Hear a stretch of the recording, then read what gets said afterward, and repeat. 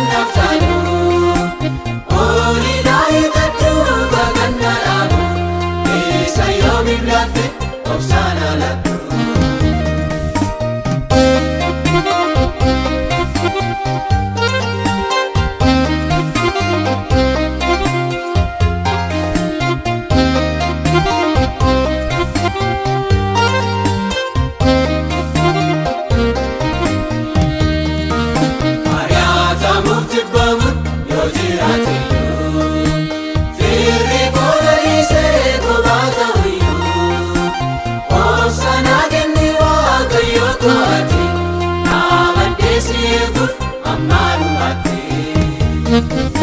Ariifattee jarjaruun waa'een baasu dhaabattee seeguudha gannaaf caalu olii daa'imatu baganna dhaabu isa yoomiif laatte obsaan alatti.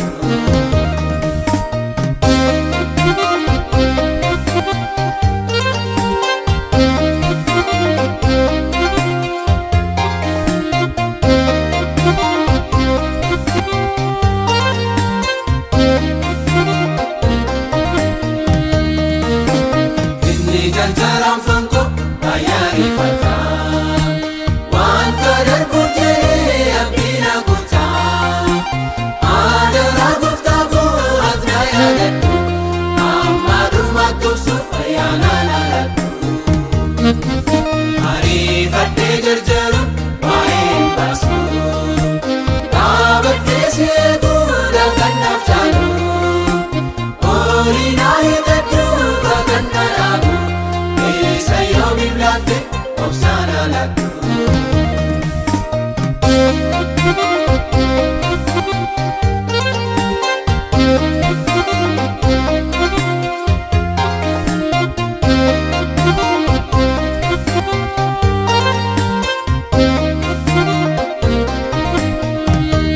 Ati yeroo qabda waan hundaaf iyyuu kadhannaa gochuuree jedhee gadduyyuu eenyu siidhu waaree fedhaa garaa kee waan feetuun raawwatta gaafa guyyaa kee.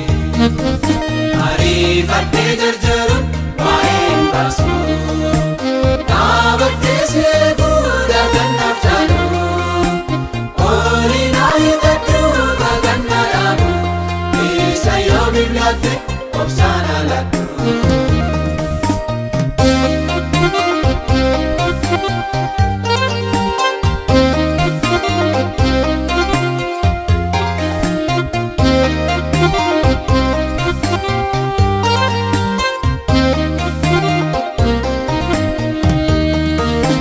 Wanta darbuuf jedhee maaliif abdaddaa akka nama abdii hin qabne maal ta'a kan biyya lafaa kunuunsee darbuuf jira dhaabatee kanaafuu Yesuus duwwaadha. Ariifattee jarjaruun waa'een baasu dhaabattee seeguudha gannaaf caalu olii daa'imatu baganna dhaabu isa yoomiif laatte obsaan alatti.